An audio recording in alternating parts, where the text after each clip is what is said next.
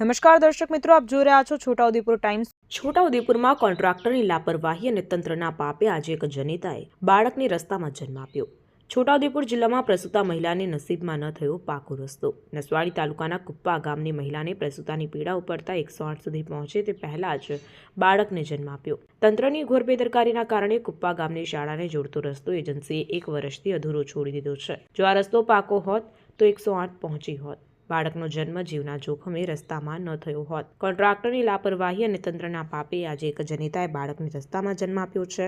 મહત્વનું છે કે જ્યારે 108 પહોંચે ત્યારે માતાને બાળકને લોહીલુહાણ હાલતમાં સોંપવામાં આવી। સરકાર દ્વારા આ ગામની શાળાને જોડતો રસ્તો મંજૂર કરવામાં આવ્યો હતો, પરંતુ એજન્સી રસ્તો અધૂરો છોડીને ભાગી ગઈ છે। જોકે નસવાડી તાલુકા માર્ગ અને મકાન વિભાગના એન્જિનિયર સાથે વાત કરવામાં આવી ત્યારે તેઓએ જણાવ્યું કે ત્યાં સરકારની મહત્વાકાંક્ષી પાણી પુરવઠાની કુપ્પા યોજના બની રહી છે, તેના કારણે રસ્તો બનાવ્યો નથી।